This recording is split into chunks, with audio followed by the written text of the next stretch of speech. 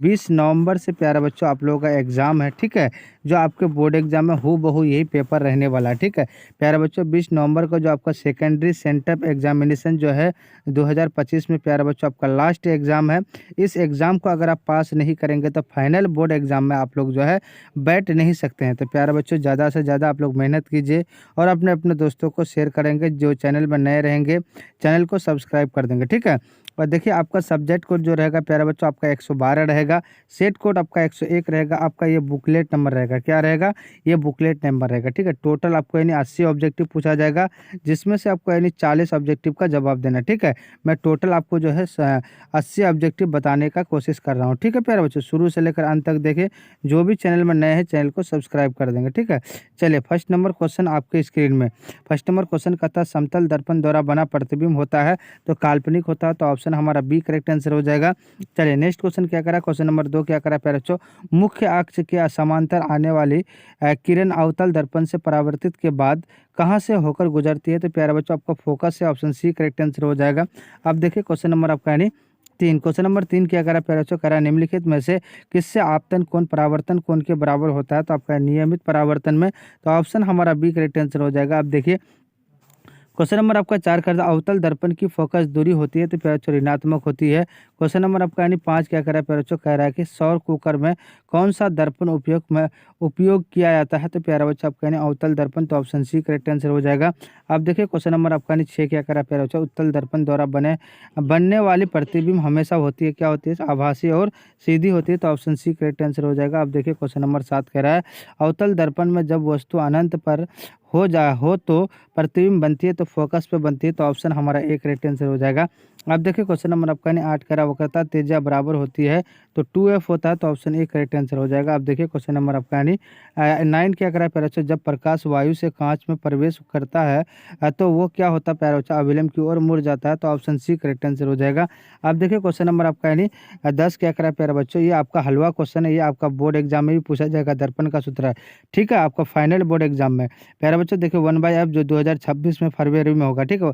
1/f बराबर 1/u sorry 1/v in plus 1/u, ठीक है?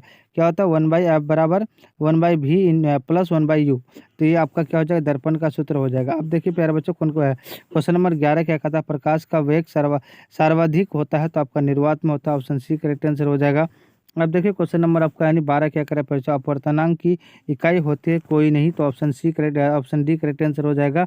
अब देखिए क्वेश्चन नंबर 13 क्या कहता है प्रकाश का अपवर्तन किस नियम का पालन करता है? तो आपका स्नेल का नियम, तो ऑप्शन हमारा सी करेक्ट आंसर हो जाएगा। अब देखिए क्वेश्चन नंबर आपका यानी 14 क्या कहता है दूरदृष्टि दोष को ठीक किया जाता है? तो प्यारे बच्चों उत्तल लेंस से, तो ऑप्शन हमारा बी करेक्ट आंसर हो जाएगा। क्वेश्चन नंबर 15 कह रहा है कि नेत्र द्वारा पास और दूर की वस्तुओं पर फोकस करने की क्षमता को कहते हैं, क्या कहते हैं?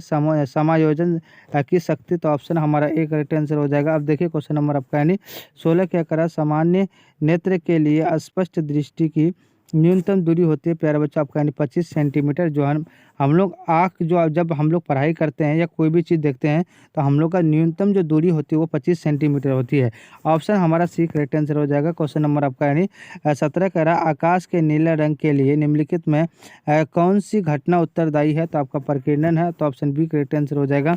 अब देखिए क्वेश्चन नंबर 18 कह रहा है प्यारे बच्चों प्रकाश का कौन रंग सबसे कम प्रकीर्णन होता है? तो प्यारे बच्चों आपका लाल, तो ऑप्शन हमारा एक करेक्ट आंसर हो जाएगा। अब देखिए क्वेश्चन नंबर आपका 19 कह रहा है तारों का टिमटिमाना किस कारण होता है? तो प्यारे बच्चों वायुमंडलीय अपवर्तन के कारण, ऑप्शन सी करेक्ट आंसर हो जाएगा। अब देखिए क्वेश्चन नंबर आपका यानी 20 कह रहा है प्यारे बच्चों लेंस की शक्ति का व्यक्त यानी लेंस की शक्ति को व्यक्त किया जाता है तो डायफ्टर में, ऑप्शन हमारा बी करेक्ट आंसर हो जाएगा। क्वेश्चन नंबर आपका 21 कह रहा है विद्युत धारा की एसआई मात्रक क्या होता है? एम्पियर होता है, ऑप्शन सी करेक्ट आंसर हो जाएगा। अब देखिए क्वेश्चन नंबर आपका 22 क्या करा है निम्नलिखित में किस उपकरण से विद्युत धारा मापी जाती है? तो एमीटर से, तो ऑप्शन बी करेक्ट आंसर हो जाएगा।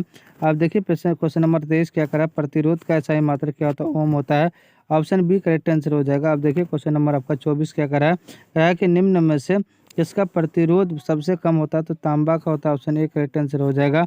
अब देखिए प्यारे बच्चों क्वेश्चन नंबर आपका यानी 25 कह रहा है प्यारे बच्चों फ्यूज को जोड़ा जाता है तो श्रेणी क्रम में जोड़ा जाता है। अब देखिए प्यारे बच्चों क्वेश्चन नंबर आपका 26 कह रहा है कि विद्युत शक्ति का सूत्र होता है तो वी आई होता है, ऑप्शन हमारा बी करेक्ट आंसर हो जाएगा। क्वेश्चन नंबर 27 क्या कह रहा है विद्युत शक्ति का एसआई मात्रा क्या होता है? ऑप्शन ए होता है वाट होता है। क्वेश्चन नंबर आपका यानी 28 करा विद्युत ऊर्जा की व्यापारिक इकाई क्या होता है प्यारे बच्चों? जूल होता है। ऑप्शन सी करेक्ट आंसर हो जाएगा। अब देखिए क्वेश्चन नंबर 29 करा प्यारे बच्चों, 1 किलोवाट घंटा बराबर होता है 3.6 into 10 to the power 6 joule होता है। तो ऑप्शन हमारा क्या हो जाएगा? सी करेक्ट आंसर हो जाएगा। क्वेश्चन नंबर आपका 30 करा समांतर समायोजन में कुल प्रतिरोध का सही सूत्र क्या होता है? तो प्यारे बच्चों वो जो होता है 1/R बराबर 1/R R1 प्लस 1/R2। ठीक है, तो ऑप्शन हमारा बी करेक्ट आंसर हो जाएगा। अब देखिए क्वेश्चन नंबर आपका यानी क्या हो जाएगा 31। क्वेश्चन नंबर 31 क्या हो जाएगा? निम्नलिखित में ऐसे कौन एक रासायनिक परिवर्तन है? तो कागज का जलना क्या हो गया आपका? यानी रासायनिक परिवर्तन होता है। ठीक है, कागज का जलना यानी रासायनिक परिवर्तन का मतलब ये होता है कोई भी चीज़ अगर हम उसको यूज कर लेते हैं दोबारा नहीं आएगा तो वो रासायनिक परिवर्तन हो जाएगा। जैसे आपका प्यारा बच्चों कागज़ का जलना। अब एक होता है भौतिक परिवर्तन। जो भौतिक परिवर्तन क्या होता है? कोई भी कागज़ को अगर मोड़ेंगे फिर दोबारा उसी स्थान में आ जाएगा, वो भौतिक परिवर्तन हो जाएगा। ठीक है, तो ऑप्शन हमारा क्या? जैसे कांच का टूटना, ये क्या भौतिक परिवर्तन? बर्फ़ का पिघलना, ये क्या हो जाएगा प्यारे बच्चों? जैसे बर्फ़ से यानी पिघल कर क्या हो जाए? पानी बन जाएगा। फिर अगर उसको पानी को अगर हम क्या करेंगे बर्फ़ बनाएंगे तो वो बन जाएगा, तो वो क्या हो जाएगा आपका? भौतिक परिवर्तन। ठीक है, आप देखिए क्वेश्चन नंबर आपका 32 कह रहा है लोहे का जंग लगना किस प्रकार की रासायनिक अभिक्रिया है? तो आपका यानी ऑक्सीकरण है। ऑप्शन सी करेक्ट आंसर हो जाएगा। आप देखिए क्वेश्चन नंबर 33 क्या करा है? वह अभिक्रिया जिसमें ऊष्मा उत्पन्न होती है कहलाती है ऊष्माक्षेपी कहलाती है। चलिए नेक्स्ट क्वेश्चन क्या करा? क्वेश्चन नंबर आपका यानी 34 का चूना पत्थर का रासायनिक सूत्र क्या होता है? CaCO3 है ना, कैल्शियम कार्बोनेट। क्वेश्चन नंबर आपका 35 करा है बच्चों, कॉपर सल्फेट विलयन उनका रंग क्या होता है? तो प्यारा बच्चों आपका यानी नीला होता है। तो ऑप्शन बी करेक्ट आंसर हो जाएगा। फिर भी इसमें कन्फ्यूजन लग रहा है, आप लोग कमेंट करके बताना। क्वेश्चन नंबर 36 क्या कर रहा है? जब कैल्शियम ऑक्साइड पानी से अभिक्रिया करता है तो क्या बनता है? तो कैल्शियम हाइड्रोक्साइड बनता है। ऑप्शन बी करेक्ट आंसर हो जाएगा। आप देखिए क्वेश्चन नंबर 37 क्या करा है? निम्नलिखित में कौन रेडॉक्स अभिक्रिया का उदाहरण है? तो ऑप्शन ए है हमारा। ठीक है, H2 + Cl2 जब इसको हम रिएक्शन करेंगे तो 2HCl हो जाएगा। ठीक है, क्वेश्चन नंबर 38 क्या करा है? कौन सी गैस चूने के पानी को दुविधा बना देती है? तो CO2 यानी कार्बन डाइऑक्साइड। नेक्स्ट क्वेश्चन क्या करा? क्वेश्चन नंबर आपको 39, तांबा जब नम हवा के संपर्क में आता है तो क्या होता है? तो प्यारा बच्चों आपका यानी हरा आवरण का निर्माण होता है। तो ऑप्शन हमारा सी करेक्ट आंसर हो जाएगा। अब देखिए क्वेश्चन नंबर आपका यानी 40 क्या करें? नाइट्रिक अम्ल का रासायनिक सूत्र क्या होता है? HNO3। तो ऑप्शन हमारा सी करेक्ट आंसर हो जाएगा। अब देखिए क्वेश्चन नंबर 41 क्या करें? निम्नलिखित में से कौन क्षार है? तो HCl है। तो ऑप्शन सी करेक्ट आंसर हो जाएगा। अब देखिए क्वेश्चन नंबर आपका 42 कह रहा है कि नींबू में कौन सा अम्ल पाया जाता है? तो साइट्रिक अम्ल पाया जाता है। तो ऑप्शन हमारा बी करेक्ट आंसर हो जाएगा। अब देखिए क्वेश्चन नंबर 43 कह रहा है निम्नलिखित में कौन प्रकृति सूचक है? तो लिटमस है। तो ऑप्शन बी करेक्ट आंसर हो जाएगा। अब देखिए क्वेश्चन नंबर 44 कह रहा है निम्न अम्ल में लिटमस का रंग कौन सा होता है? तो लाल होता है प्यारा बच्चों। ऑप्शन सी करेक्ट आंसर हो जाएगा। अब देखिए क्वेश्चन नंबर आपका यानी 45 कह रहा है एंटासिड में कौन सा क्षार उपयोग होता है? तो MgOH यानी मैग्नीशियम हाइड्रोक्साइड होता है। तो ऑप्शन हमारा सी करेक्ट आंसर हो जाएगा। आप देखिए क्वेश्चन नंबर आपका 46 कह रहा है एक उदासीन विलयन का pH मान होता है तो 7 होता है। तो ऑप्शन सी करेक्ट आंसर हो जाएगा। अब देखिए क्वेश्चन नंबर आपका यानी 47 क्या कर रहा है प्यारा बच्चों?